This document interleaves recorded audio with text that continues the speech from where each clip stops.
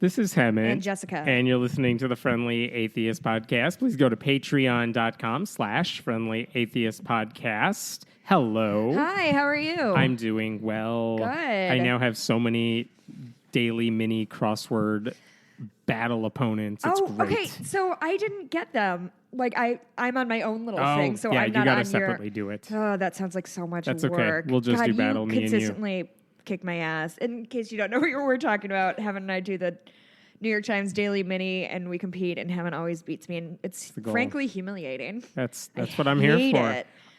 But like the one time I win, I'm gonna tweet it out for all the world to see. Well aware.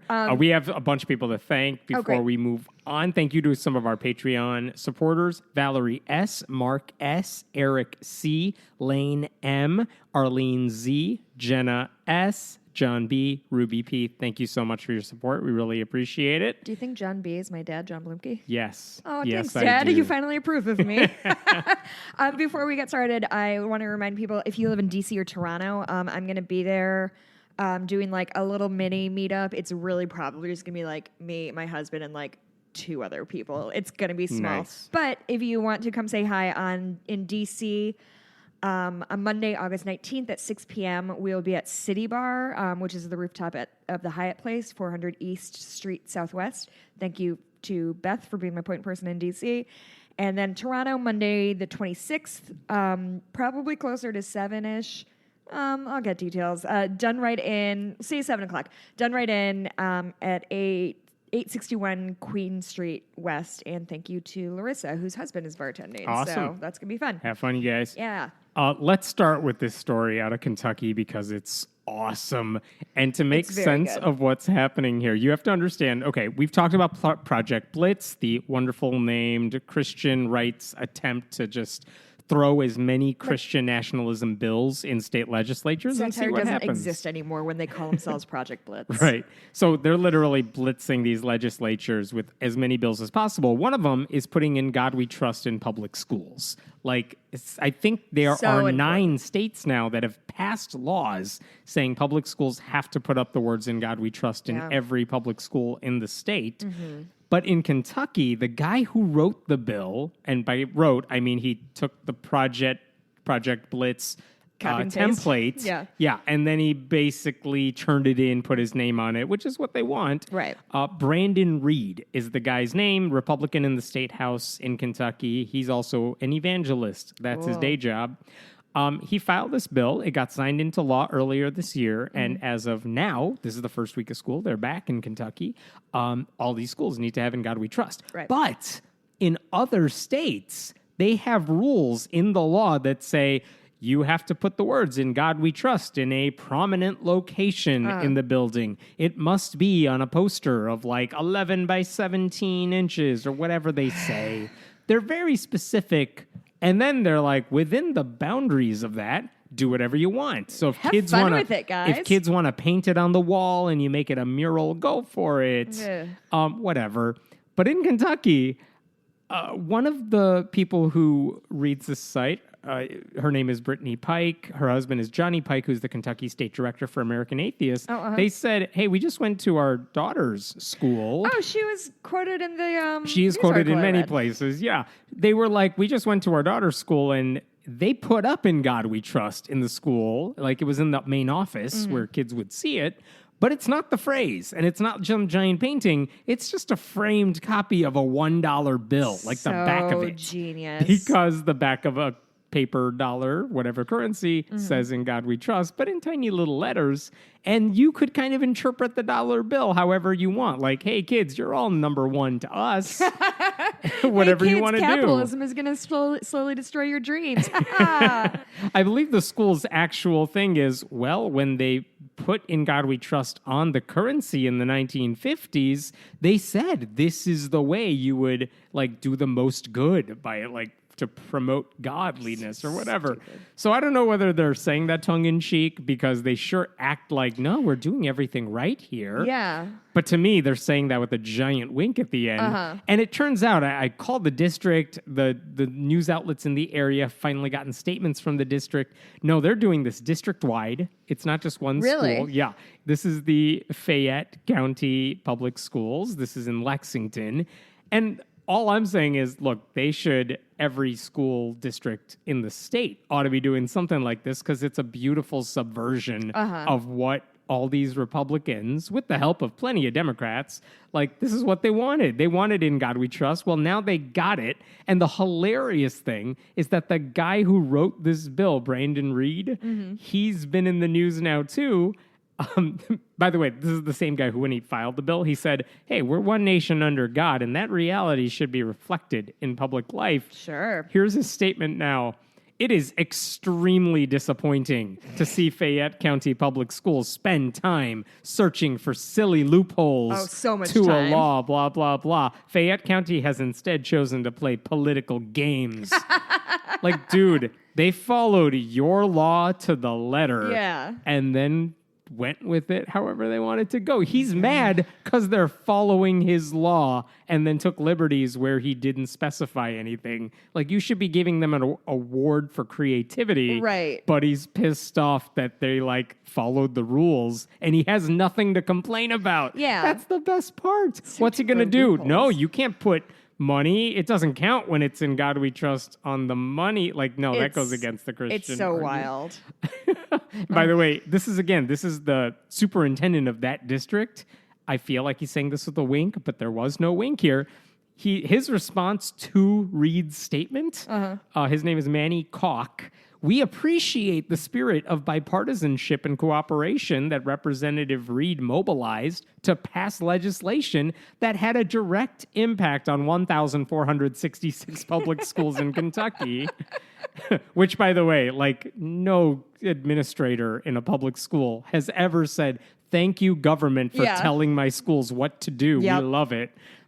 This guy goes on to say, as a student of history, I am disappointed to hear Fayette County's compliance with the state law requiring the display of the nation's motto described as a loophole. Our actions are not part of a political game, as Representative Reed suggested. Like, they passed a resolution, he says, like in 1955, saying that, quote, the most appropriate and enduring placement of the national motto was on all U.S. currency and coins. How can that display, used daily in commerce, be acceptable and ours considered unfortunate and silly? Oh, my God. Wink, wink, wink. That's so good. It's great. Good for you, Kentucky. Oh, my God. So I love seeing all these local news outlets talking about this whole thing as if, like, hey, look at this district. They did something sneaky. And the district's like, we didn't. We just followed the rules. Why are you mad at us? By the way, American Atheist. So Johnny Pike, whose wife, Brittany, posted this picture, and that's what went viral. Johnny works with American Atheist, and American Atheist is now encouraging a project to get every school in Kentucky to do something similar. And in fact, they are making available a giant poster, which, hey, all the In God We Trust people ought to love this. Because again, the law did not specify that In God We Trust has to be the only thing you put up. Right. Or what font it has to be. Right. So American Atheist is offering for free, for anyone who wants it, a giant poster, and I'm going to read it to you. There's not a lot of words. Okay. In 1956, at the height of the Cold War, Congress passed a law declaring, In God We Trust, the national motto of the United States, in order to distinguish the United States from the Soviet Union. This replaced the traditional motto of the United States, first adopted by Congress in 1782, and then in big font in the middle, E pluribus unum, Latin for out of many one. U.S. flag, Kentucky flag. So in the middle of this poster, all you see from a distance is E pluribus unum. And then if you go above and you're closer to it, you'll see in a little tinier font, In God We Trust. That's very good. So they're making that poster size thing available to anyone who wants it. Again, I don't know how many people will take them up on it, but they should. Yeah. Because it's a stupid law. Yes, correct. So anyway, best story ever. I love it. That's fun. And then I thought of you when I had this one. which You're means gonna I'm love about to this. scream. You're aren't going I? to love it. So here's the story. There is a guy. This is my favorite part of the year because you have all these candidates jumping into races that they have no business jumping into. But there's a guy in Colorado who's running for the Colorado State House.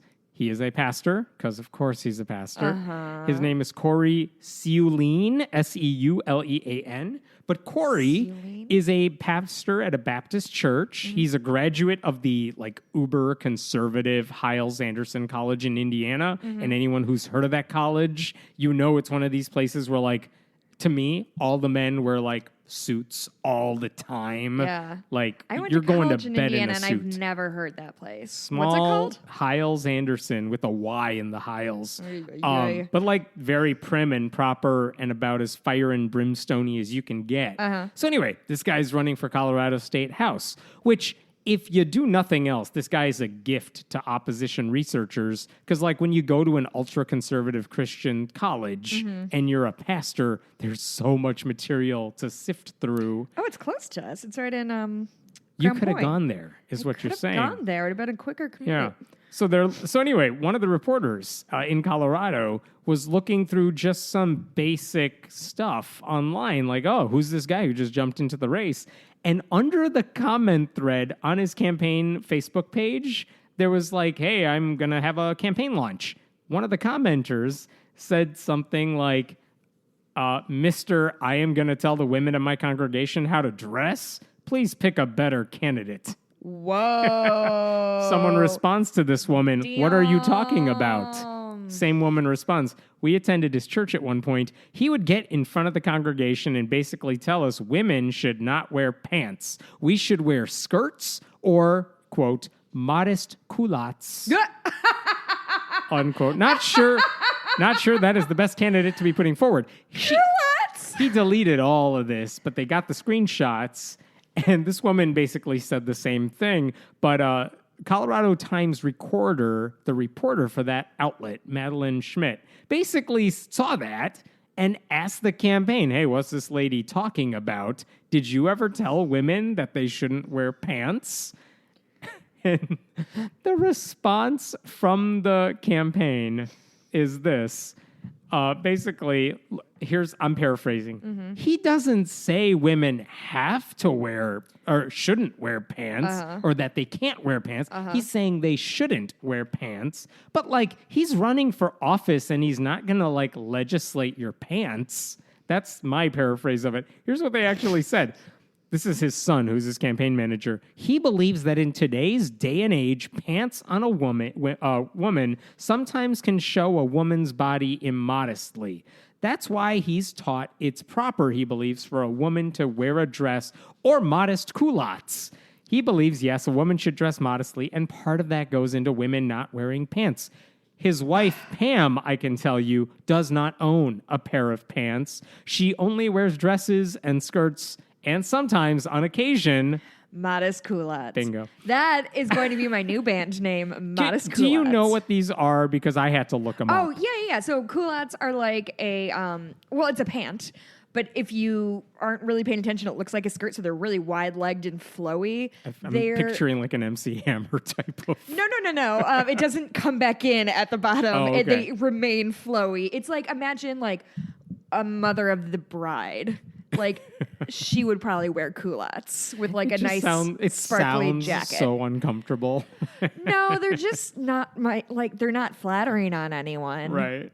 Okay. Culottes. That's so fucking This is what this guy is introducing himself to the world with. And by the way, so last night after this article came out in the Colorado Times Recorder, they issued a campaign statement last night on their website with all the proper font and lettering and everything, in response to dress standard claims to whom it may concern. Oh. Blah, blah, blah. That being said, Corey, whatever his last name is not seeking election to the Colorado House of Representatives to implement a mandatory dress standard for the state of Colorado. God. His personal stance on what is modest apparel will have no impact on his work as a state legislator. Sure. Which is totally false. Like, no, that's the whole reason anyone cares about this. Because if you're saying, here's what women should dress like in my private life, right? Like, that is going to spill over Mike Pence wannabe. And those opinions don't live in a vacuum. He doesn't have one opinion on how women should dress or behave. You can guarantee that he has plenty of thoughts. Right. Like, I'm sure if he won the primary and he's actually the candidate here, is he going to allow a female reporter to follow him? Jesus. No, like we've had that already. He's already anti-abortion. He makes no secret of that. So, we know he wants to control what's in the culottes, and he can't handle the thing either. By the way, Colorado a few years ago had another crazy right-wing extremist pastor who got elected in the state house. His name is Gordon Klingenschmidt, who does this weird public access show that's on YouTube. Gordon Klingenschmidt? Yep, pastory name. And here's what he got known for. He finally got voted out a couple of years ago. Here's what he was known for during his brief stint in the Colorado House. There was a horrible story, like trigger warning for everyone. There was a horrible story about how this woman who was pregnant was attacked by some stranger, like out on the street somewhere, takes a knife, cuts her up. The fetus was killed. She's alive. And his response to that tragedy, which you can expect generated all this outpouring of love and support for this poor woman. Here's what Gordon said. I'm paraphrasing. He's like, well, this is just God's way of punishing us for allowing legalized abortion. Wow. That's what the last guy did. Even Republicans in Colorado are like, what the hell? Cut it out, dude. Yeah.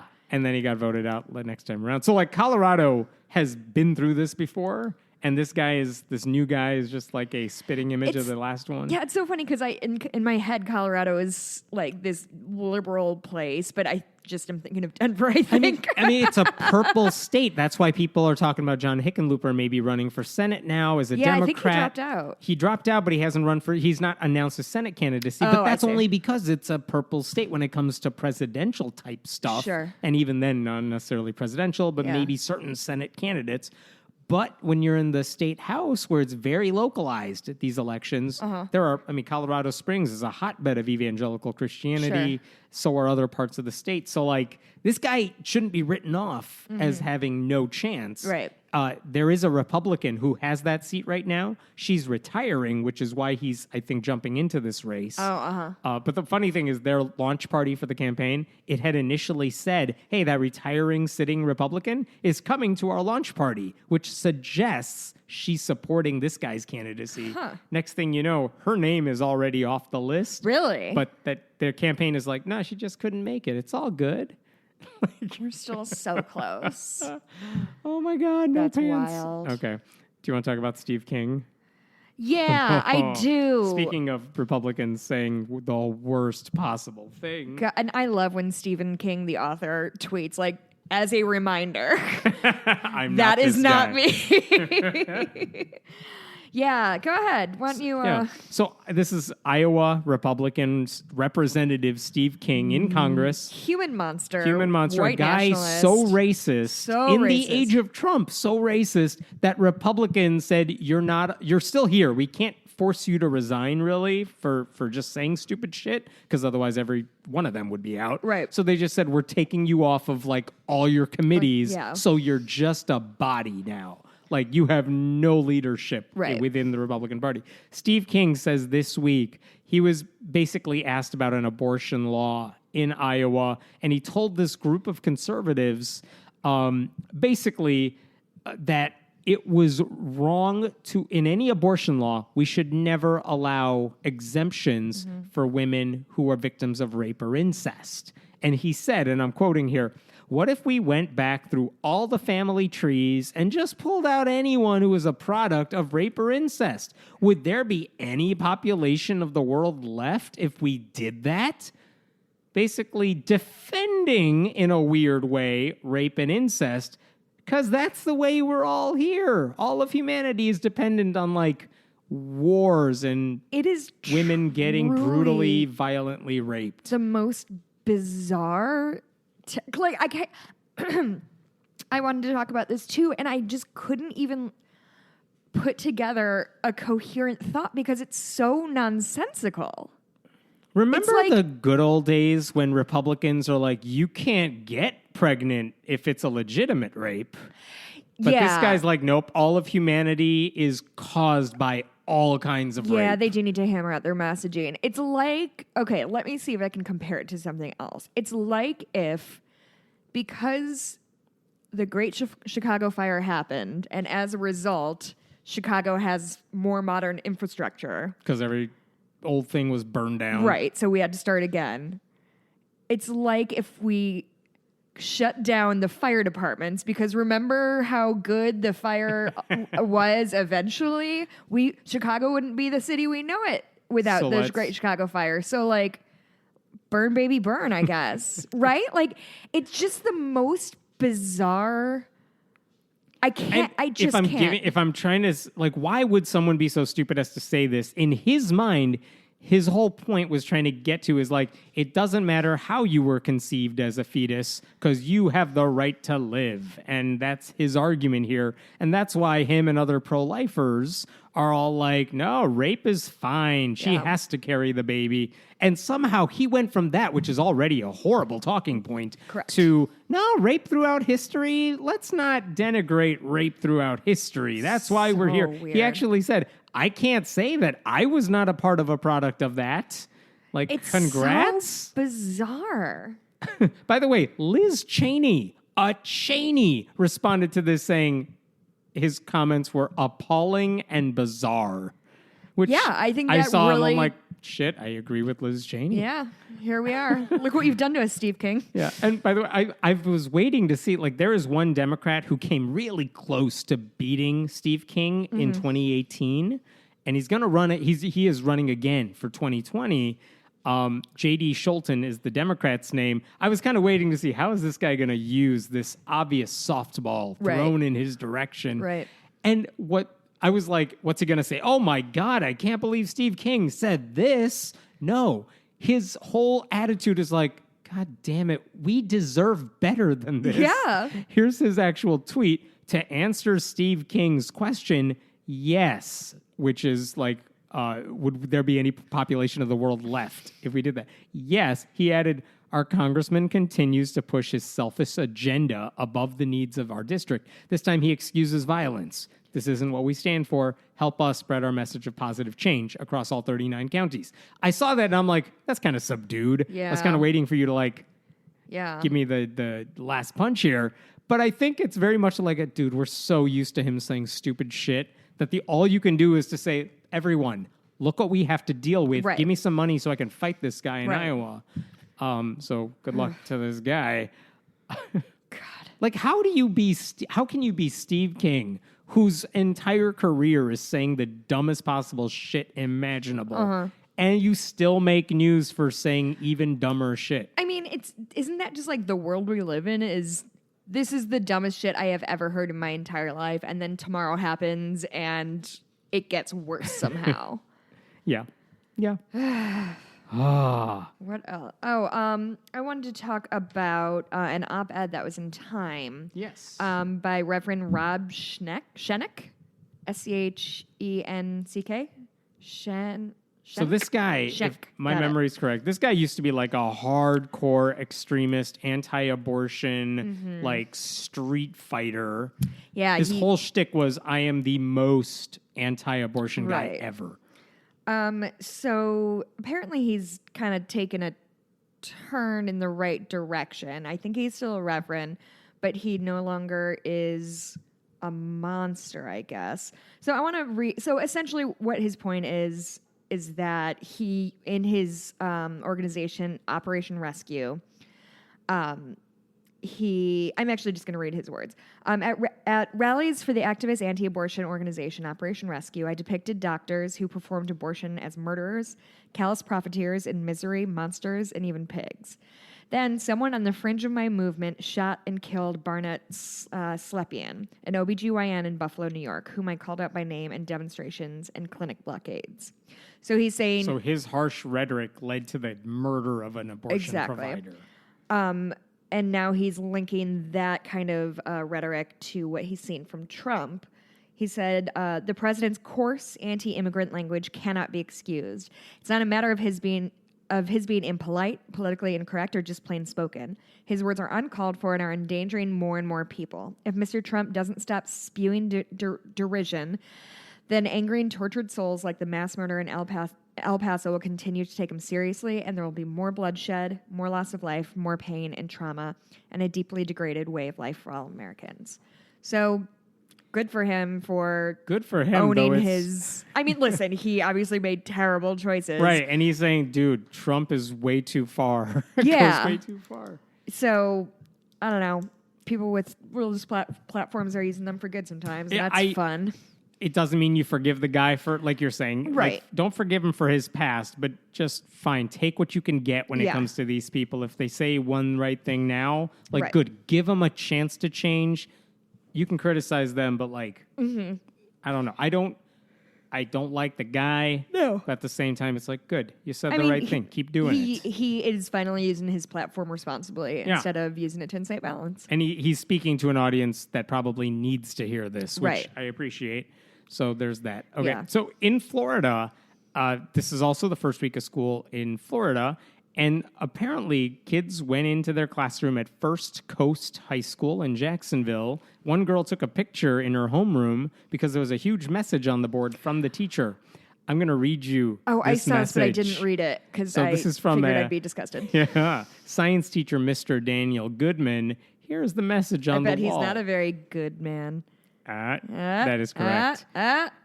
You don't get anything for that. Here's what he said. Think. We had about 500,000 Americans die in our Civil War, which was largely to get rid of slavery. There are no longer separate water fountains and bathrooms in Jacksonville for white and colored. As Mr. Goodman remembers from the 1960s. We have had a black president. The superintendent of our schools is a black woman. Our principal, he goes on, replaced a black man who is now a district administrator. Quote, my point? You are all extremely lucky to be living in the USA. If you refuse to stand during the Pledge of Allegiance or our national anthem, are you revealing maturity and wisdom? Actually, you are displaying the opposite, as some pampered, arrogant celebrities and athletes tend to do. Oh. Signed, Mr. G. Jesus. Holy shit. Like, oh, hey, kids, whose saying of the pledge is voluntary and you never have to say it. If you do protest the pledge, you are an immature, ignorant, arrogant, pampered, like Colin Kaepernick clone. I'm so like ornery that if I was in that classroom as soon as the pledge started, I would like melt into the fucking floor.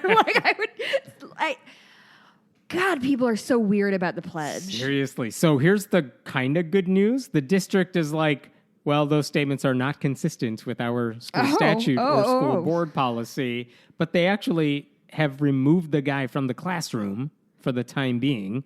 It's unclear of how long this That's so inappropriate. Yeah, completely inappropriate. We don't know how long he's going to be out of the classroom. We don't know if this is a paid leave or unpaid leave. Like, I would guess it's a paid leave while they investigate, though there's nothing to investigate. Yeah. Like, everyone says he wrote it. It's there. But also, like, okay, the Florida state rules, and this is what the district's defense was. Like, yeah, it goes against our policy. Not like it's unethical, but like, well, that's not what we say. Here's what they actually say. They say students are excused from reciting or standing for the pledge as long as their parent or legal guardian files a written request. What? Which is also bananas. Like, are you kidding? Your rights don't depend on your parents giving you permission. Why are people so fucking weird? Florida's law is messed up on this. And again, the school district has to follow the messed up law. But again, like the law is messed up and this teacher's take on it is messed up because kids can sit for the pledge whenever they want. Yeah. They can protest it if they want to. Just don't be disruptive about it. And that's it. The school is not doing any better here. And the only upside to any of this, like, okay, the parent of the daughter who took that picture is like, well, we're going to try to get her switched out of the class for good if he comes back. And there was this line in a news report. This line from a local news report. Other parents told News 4 Jax off camera that they agree with the teacher's opinion and feel he should not be reprimanded. Like, oh my God, show your damn faces so we can figure out Right. who the bigots are in this community.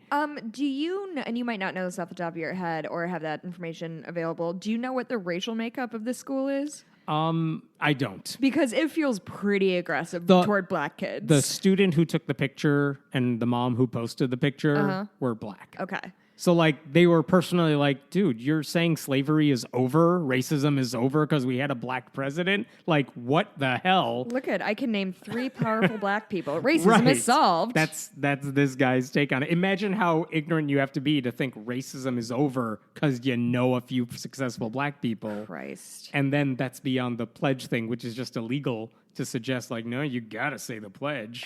You gotta stand up during I would it. have to get a permission slip. That's just Florida, which has all... What the actual fuck, Florida? Yeah. Y'all get it together down there. Yeah. Ugh.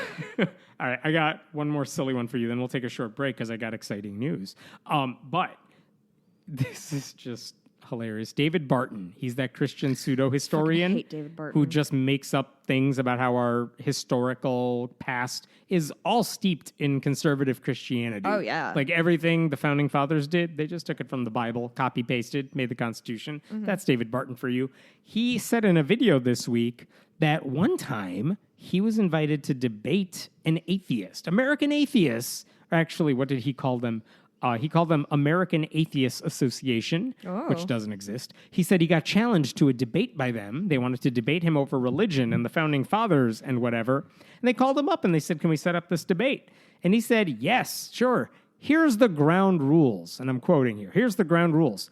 I get to speak 97% of the time. They get to speak 3% of the time. They said, that's not a debate. I said, look at polling. Oh, no. Right now, 3% of the nation does not believe in a God. 97% does. If I go on there and only get 50% of the time, I have given them 15 times more than what they've earned. Earned. What? Yeah. That's the dumbest thing This I've is how ever he does heard in debates. my entire life. Yeah. So all debates should just go on where people are already standing at. And by the way, he's wrong. It's not 3% not 3%. atheists. Like, it's at least a quarter, no matter how you want to slice this thing up.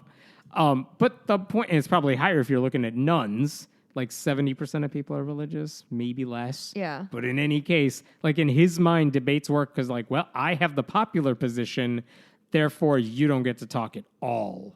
That is That's what he the knows. fuck? This guy knows math as much as he knows history, as much as he knows science. And by the way, I checked. He told this story before. Oh. But when he said it about 3 years ago, he said, I told American Atheist Association that they, I get to speak 92% of the time. Uh-oh. It's like, Our numbers went down. yeah, I know. Oh. It's amazing how this one memory. Yeah. By the way, I asked American Atheists, have you ever invited David Barton for a debate? Their answer, no. No, absolutely We don't have any not. record of inviting Nobody him. wants to debate that fuck.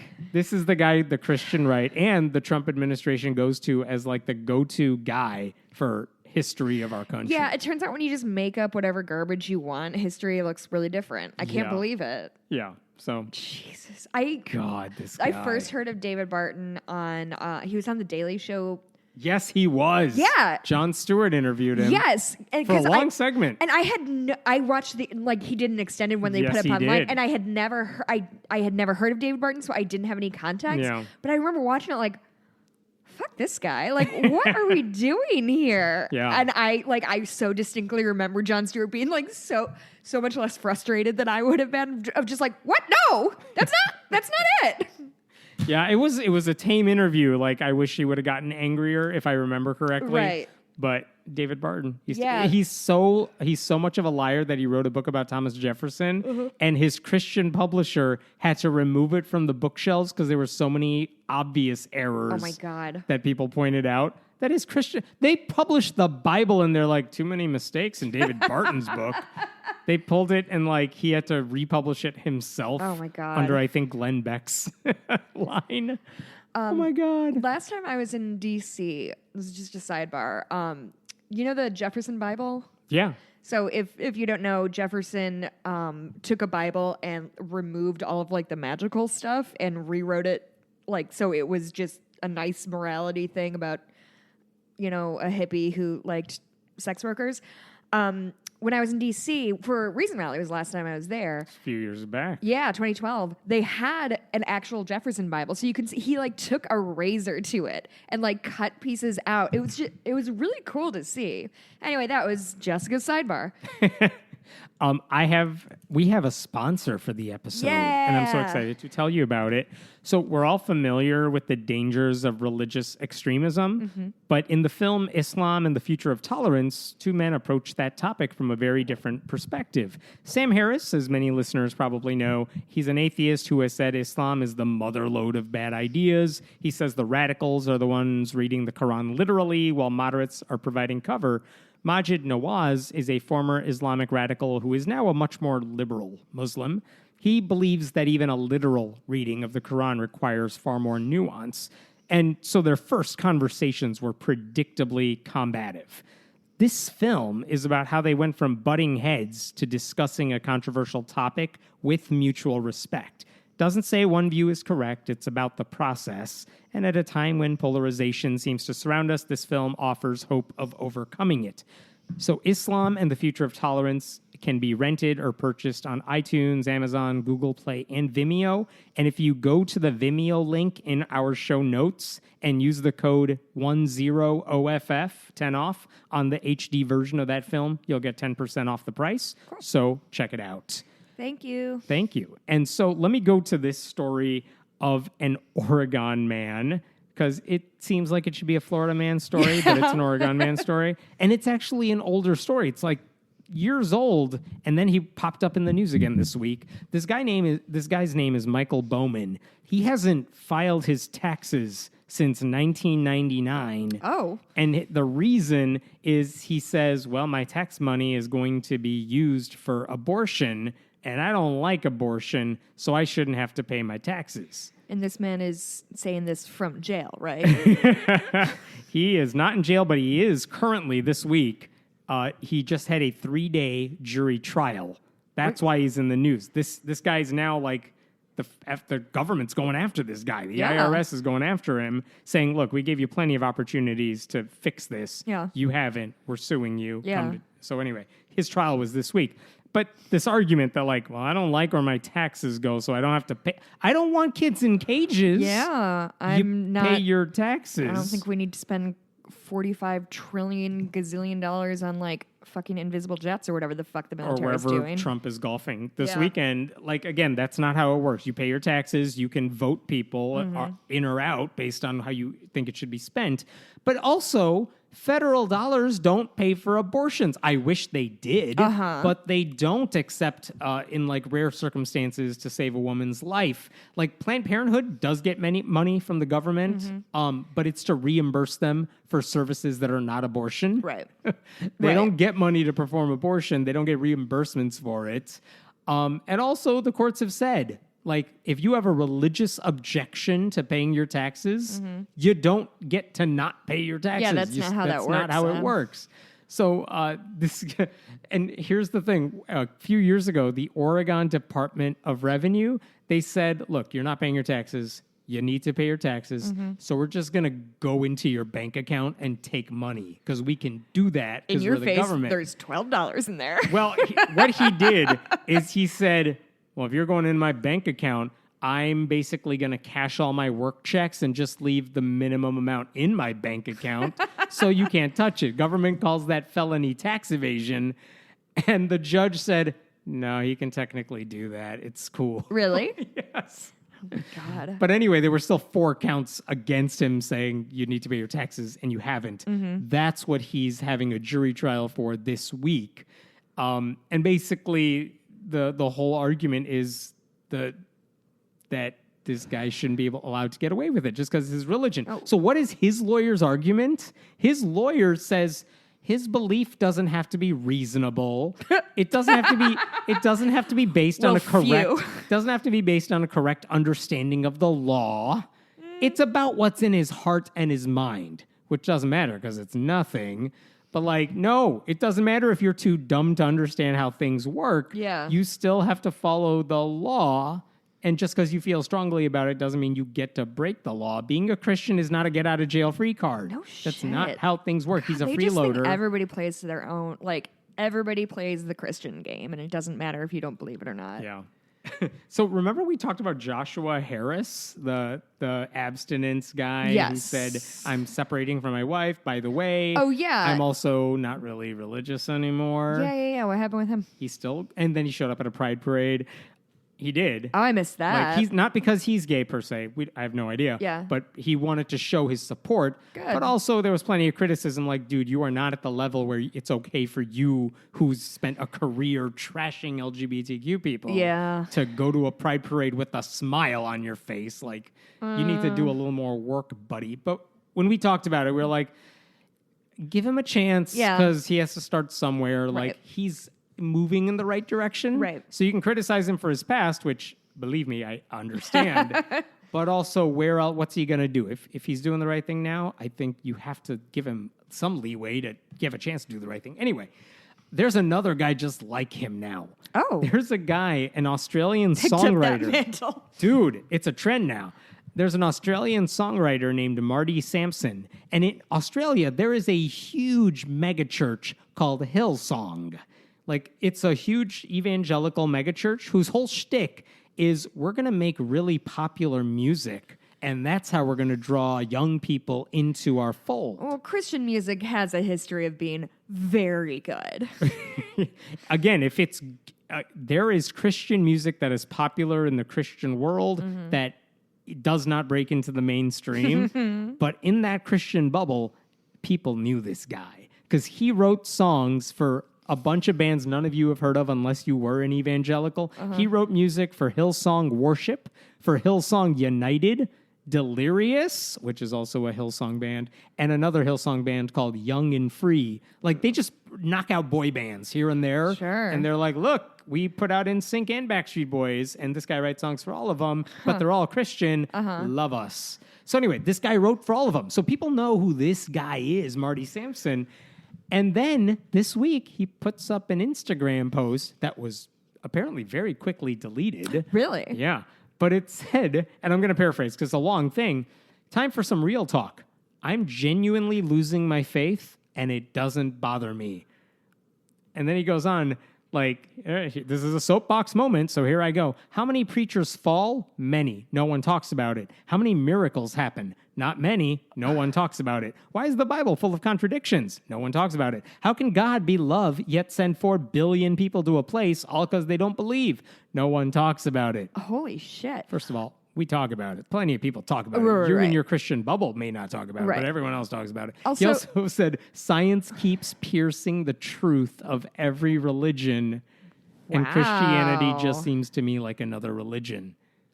Yeah, and then he bud. deleted that post, and no one knows what the hell is up. That's wild. Yeah. So When you said he interesting. was following in that guy's footsteps, I thought he was taking up the mantle of like Of the purity abstinent- culture. No. And it's wow. unrelated. I don't even know if the two guys know each other, but it happened pretty quickly in succession where you had two prominent Christians known for bringing people into the fold, evangelical yeah. Christianity saying, I Wow. want nothing to do with it. And again, I wish this guy elaborated. I'd love to know when the switch went off, like, or on. What led him to that path? Like, because I'm sure the path from a popular Christian songwriter to atheist, like, what happened in between and when did it happen? I'm so curious. Yeah, that's not a one-step process. That's really interesting. Yeah, and interestingly enough, like, his name is Marty Sampson, but there's a picture in the Instagram post of the biblical Samson, and the story of the biblical Samson, the picture he had is Samson pushing down pillars. And if you're not familiar with the Bible story there, the story, I mean, we all know Samson had the hair that was the source of his strength, and then Delilah cut it off. And then when she cut it off, he was captured by the Philistines, had his eyes gouged out, because the Bible's cool, and then he was put in prison, and then his hair began to grow back, and he regained his powers. And then they brought him to, like, a temple where I guess he was going to fight. I don't remember. And then he's like, well, I have my hair now. So he pushes the pillars of the temple to kill everyone on the inside of it to kind of get back at his enemies, killing himself in the process. That's the picture this guy posted with his little atheism thing, Interesting. which was just like I know your names sound familiar. They're almost spelled the same, but it's very much I have my strength here, and I'm going to use it to like take down this whole place with me. So interesting. I don't know. I've seen a lot of Christian websites say like, this guy wasn't a true Christian, but that's a really hard argument to make when you're talking about the songwriter who spent his whole career spreading the gospel through Christian music. Right. And it was really annoying to see some articles just say, he hasn't put thought into this. He didn't think his way through. It's like, dude, you have no idea the journey people go through to like get rid of their faith and how much thought goes into it. And also for this guy who's steeped in the culture to leave it. Right. Like, don't minimize his intellectual journey. Like Ken Ham said, the reason he left is because he wasn't fully indoctrinated. So anyway. So according to Christian Today, he then posted photos of 5 Christian apologists and encouraged people to check with questions to check them out. William Lane Craig, John Lennox, Ravi Zacharias. So hardcore Christian apologists whose entire shtick is we're going to prove to you religion is true. Yeah. I believe I need to double check this. I wonder what the Instagram name on that is because I don't know if it's the same account because the account that I checked where this guy had posted this message was no longer like the same one. Marty Samps. Yeah, that's the one. So Yeah. I don't know if that posting is newer, but who knows where this guy's at? I don't get it. Yeah, it's really because he said, I don't know these men personally, but I do watch them regularly and listen to their arguments. If you don't know who they are, perhaps you may want to find out more about them. And then in another post, he shared a picture of Dr. Francis Collins, who is the former leader of the Human Genome Project. And with the current guy who runs the National Institutes of Health. Who is a evangelical who is very pro-science. Yeah. Quote, the evidence supporting the idea that all living things are descended from a common ancestor is truly overwhelming. I would not necessarily wish it to be so, but as a Bible-believing Christian... I would not necessarily wish that to be so as a Bible-believing Christian, but it is so. It does not serve faith well to try to deny that. Yeah, so, I mean, those are the sorts of people you would say, look, if you want to get the Christian side of things, go to those apologists and you could see how they respond to arguments. Though if you're an atheist and you're familiar with those guys, their stuff can be challenged and rebutted, and it's happened many, many times. Oh, sure. Look up their rebuttal videos. And Francis Collins is just saying, like, look, he compartmentalizes the science stuff, which he's an expert at. And by the way, all scientists are like, I've heard very few criticisms of him as a scientist, virtually none. But he keeps the evangelical stuff separate. So, like, that's what you would post if you're someone saying, like, look, I've explored this stuff, you should too. And he's giving you the Christian side of things. It's not like he's saying go look up Dawkins or whatever. But there you go. Did you know our government did something good this week? I'll believe that when I see it. So I think did it release children from cages? No, they're still in cages. Okay. The Food and Drug Administration, they issued a statement this week, which in no civilized, decent world should they have had to put out this statement. The backstory is there are churches and individuals who are promoting this idea that if you drink a special bleach concoction, it will cure everything from cancer to HIV to Ebola. You know what? I think they did a Sawbones on that. We've talked about this, and like it's been in the news for a while. A couple, I think, months ago, there was a group promoting this stuff that was meeting in a hotel in like Seattle. And like the whole hotel had to shut down its Facebook page because they were getting so much criticism for even hosting that thing. The group put up a video where they showed I don't know if it's real, but like they showed a mother supposedly giving her baby the bleach. Again, it could have been water. Yeah. But giving the baby the bleach, and the next thing you see is the kid crying because of course he is. Because he drank bleach. So this is set like. It's hard to get a good read on this, but it's infected up to 50,000 people in Uganda.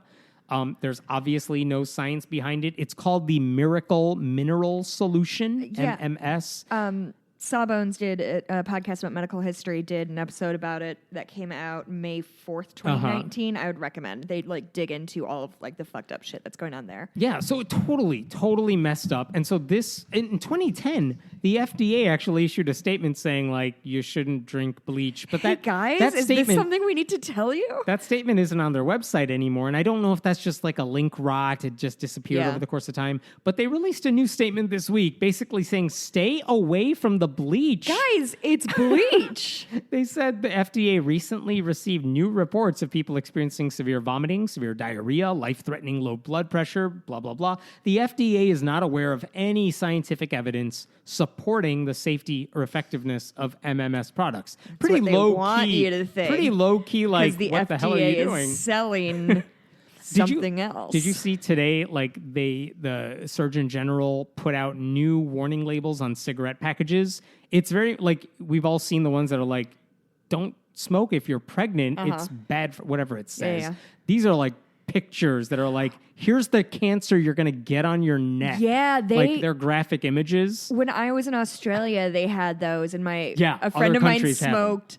And there was one that she hated that was like eye cancer. And it was just like a fucking eyeball. And she would always ask the person like at the 7-Eleven or whatever to like, can I not have an eyeball one, please? It's really upsetting me. Like, good. That's the point. It should upset you. And so now the U.S. is doing the same thing. But I can picture that eyeball so clearly. I wish the FDA had done the same thing where they're like, well, don't do it. Here's what happens if you do it. They're very low key, just like, we don't have any scientific evidence saying this is a good idea. It's very much like a Marianne Williamson, like, you can skip your vaccine. So you don't have to take them on the schedule and then say you're not anti-vaccine, whatever. But yay, FDA, I think. Like, I'm glad you said the obvious thing, maybe. Yeah. Hey, guys, don't drink bleach. Yeah, it's not Is this what we have to do now? Do I need to go through like every liquid substance? Like, don't drink dishwasher detergent. Just Tide Pods, don't do it. Eat Tide Pods. Teens. This is on the flip side of that. The Labor Department issued a ruling this week that said they would, like, there are religious groups that get government contracts to do secular things. So, like, hey, there was a hurricane somewhere in the country, and we need a lot of groups doing relief work. There may be a Christian charity that says, okay, well, we can help with recovery efforts, and the government is fine with saying, fine, we'll give you money to pay you for doing the stuff that you're going to do. Right. But you can't proselytize. Like, you have to do secular work here. But it's fine. We'll let you do it if you're a Christian group or something. But the rule has what the government did now, what the Trump administration did, is they issued a new rule that says those religious contractors that get federal contracts, they are allowed to discriminate in hiring on the basis of religion. So if you're getting money to do like hurricane relief work, a Christian group could theoretically put up a no Jews allowed sign when they are hiring and say like, no, we're not even going to look at your resume. It's okay. It's cool with it. Like, government's fine. We still get taxpayer money for doing it. Like, it allows taxpayer funded discrimination. And the whole conservative Christian argument is, we just want people who match our values. This isn't about discrimination. Like, that argument. That's what discrimination is. What the fuck are you talking about? Yeah. They could also reject people who are LGBTQ, single and pregnant, atheists, whatever it is. Angry because by just saying, probably. Yeah, they could just say, well, they don't adhere to our moral values, so we're not going to hire them. And they're getting government money to do it. It's one thing if they do it at their church. Who cares? Right. They're getting taxpayer money to do this. And, of course, the progressive argument here is they shouldn't be allowed to get taxpayer money and discriminate. This isn't a private business. Right. Like, discrimination shouldn't be okay when you're getting this money.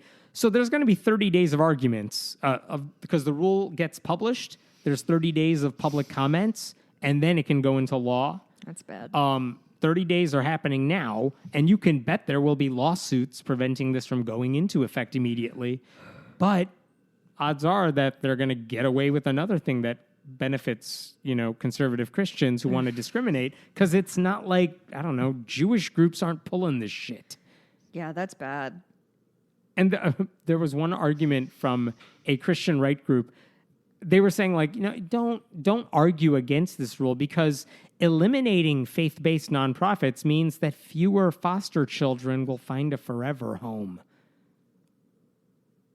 Like, if you say... You guys are the ones discriminating. Yeah, you're discriminating. If the government says you can't discriminate, and you're like, well, then we're not going to help these kids, that's your fault. You're choosing to leave. You can't blame the government for saying, no, you just got to not be bigots. And you're like, well, how dare you, like, pick on me? That was their argument. Americans United for Separation of Church and State was pretty blunt about it. We believe no one should be disqualified from a taxpayer-funded job because he or she is the wrong religion, in big quotation marks there. So. Wow. God, this government. Everyone except the FDA is on my shit list. Do you want to talk about Jeffrey Epstein conspiracy theories or nah? Because I feel like I'm alone in the world that I think he killed himself. Which is what they want you to think. But, like, it's just been like conspiracy theory o'clock. I think the smartest thing I've heard people say in regards to, like, did he really die of suicide or did people try to kill him, whoever it was, shadowy, Clinton-y stuff? I think the smartest thing I heard is you are assuming that the people who run these prisons, these government federal prisons, like, they hire the best and brightest in the sense that they hire people who always do their jobs and they stick to the rules and they make sure these prisoners they keep a watch on them and they make sure the conditions are met. Like, no, they treat them pretty shittily and then the employees don't do the jobs they're hired to do. Right. It is entirely possible that, like, yeah, they were supposed to keep watch on him and then they just didn't. Yeah, I mean, my thought is he'd already tried to end his own life. Then they kept him on watch so that he wouldn't do it. But then they took him off, so he wasn't on suicide watch. And then, like, so he'd already tried to kill himself. He was a white dude who's never had to face consequences for anything, who was about to, like, get what's coming to him. That's not a place he's comfortable with. I think, like, he wasn't being properly guarded, and the guard who was guarding him wasn't a real guard. It was like a medium guard instead of like a full-fledged guard. And again, this is the whole point. Like, they're hiring who they can hire. They hire bodies. Right. And that's not to denigrate everyone who works there, but they hire a lot of bodies who are just like, just give me my check. I'll do the bare minimum. And it's very possible they saw this guy and they're just like, whatever, another rich prisoner. Like, it happens.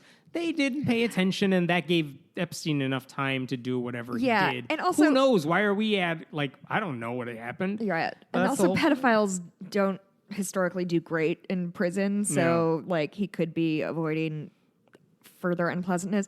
Yeah, it's like, I love a good conspiracy theory, but this one, and just everybody is so sure that somebody, there's more to it. And maybe I could be wrong. I'm not saying anything definitively, but this might be an Occam's razor thing, Simplest answer will do the trick.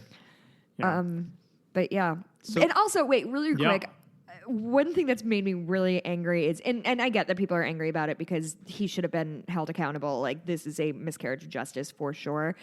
But the people who are like, now we'll never know, like, all the things he did, like, he has victims out there. Yeah. Like, you're basically saying you wouldn't believe a victim of a known sexual predator. There's a bunch of them, don't worry. Like what the really rethink what you're saying when you say shit like that. Yeah. Anyway. They figured out the one thing that might get white evangelicals to turn on Donald Trump. Oh, yeah. We know what it is now. He said, God damn it. He said, God damn. Yep. They don't like the swearing. So in Politico, so good. Politico said cursing may be the final straw. So you have these people who went to his rallies or are going to his rallies. It can't be cursing because he already said shithole countries. So we know that it's literally just taking the God's name in vain. The God is what I said.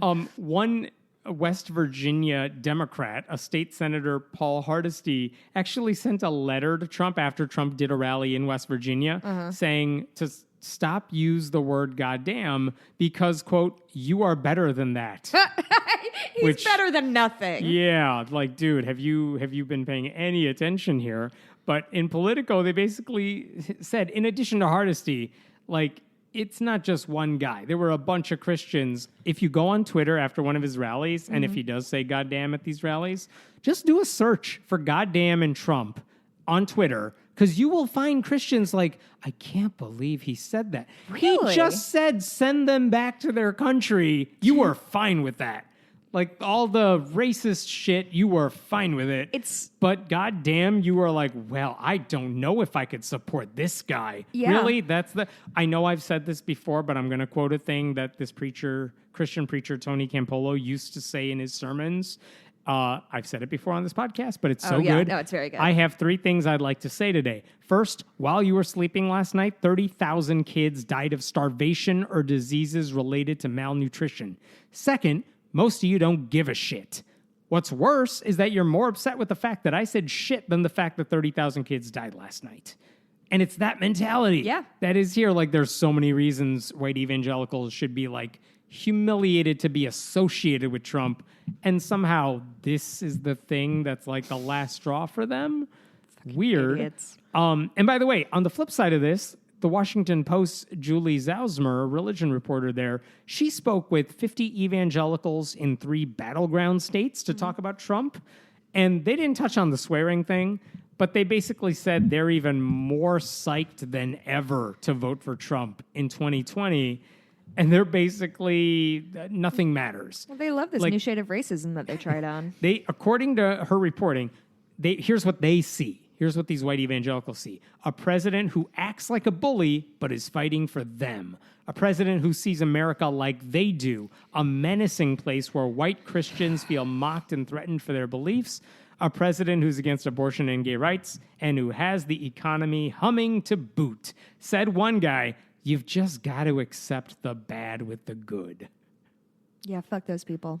Seriously. Just unequivocally. So what if a couple dozen Hispanic people get murdered by a white supremacist, or a baby is traumatized for life, or our planet's not going to exist? Somebody made fun of a Christian one time, and it was scary and hard. And here was the kicker. Oh my God, this is what one Christian said. He's like, well, there was, the nightmare of the Obama era. He specifically said, he referenced the one time after the Obergefell ruling when the White House was in rainbow lights. Oh, and yeah. he's like, that happened, and now we have Trump, and that's a good thing. He actually said, with a little, quote, hint of satisfaction, he said, I didn't see it lit up with the rainbow this June, talking about the White House.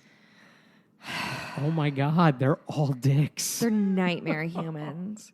I do have Cruelty is the winner in Christianity now, in evangelical Christian. Like, the more other people suffer, the happier they are. Well, they operate life like a zero-sum game. Yeah. If you get any more rights, then that means I get fewer rights somehow.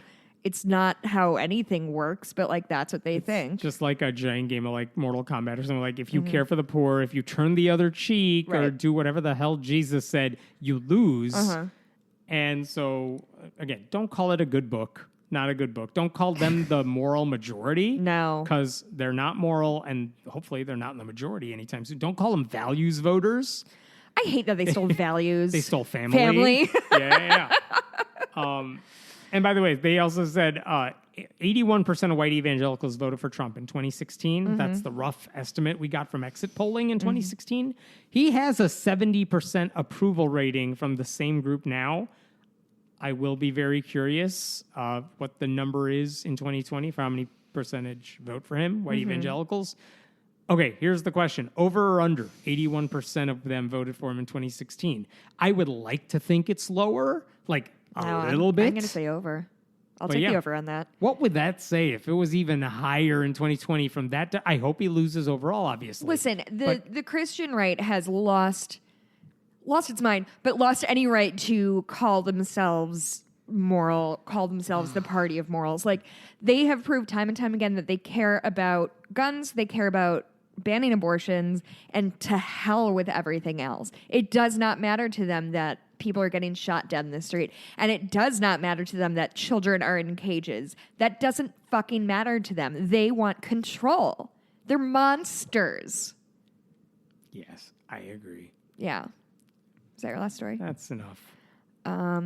If you wanted to come to that DC or Toronto meetup, shoot me a tweet or an email. You can email us at friendlyatheispodcast at gmail.com. Next week is going to be a different episode. Yeah, you're traveling. I'm traveling for a while. Yeah. And it's not fun when I'm just talking about myself. So we actually pre-recorded an episode where we answer some questions that we don't normally hear atheists get asked. And so we'll play that next week. We'll be back in 2 weeks. Yes. And before I go and before I give a shout out to our sponsor once again, where can we find you at? You can find me at on Twitter at Blueberry, BLUEBURIE. You can find, I'm doing a lot of custom stuff for listeners at my Etsy shop, Bitches Get Stitched Done. I do custom cross-stitch work. Some really fun things have just gone out. And that is all that I have. You can find me at Hemant Mehta on Twitter. You can go to patreon.com/friendly atheist podcast. And we will do this again in 2 weeks. You'll hear a bonus episode of sorts. Yeah. Next week. Have a good time. Bye. Oh, thank you so much. Hopefully I'll see some of you guys soon. Bye. Bye. We are all familiar with the dangers of religious extremism. But in the film Islam and the Future of Tolerance, two men approach the topic from very different perspectives. Sam Harris, as many listeners know, is an atheist who has said Islam is the motherlode of bad ideas. He says the radicals are the ones reading the Quran literally, while moderates are providing cover. Majid Nawaz is a former Islamic radical who is now a much more liberal Muslim. He believes even a literal reading of the Quran requires far more nuance. Their first conversations were predictably combative. This film is about how they went from butting heads to discussing a controversial topic with mutual respect. It doesn't say one view is correct, it's about the process. At a time when polarization seems to surround us, this film offers hope of overcoming it. Islam and the Future of Tolerance can be rented or purchased on iTunes, Amazon, Google Play, and Vimeo. That Vimeo link is in the show notes, and if you use the code 10OFF, 10 off, on the HD version, you'll get 10% off the price. Check it out.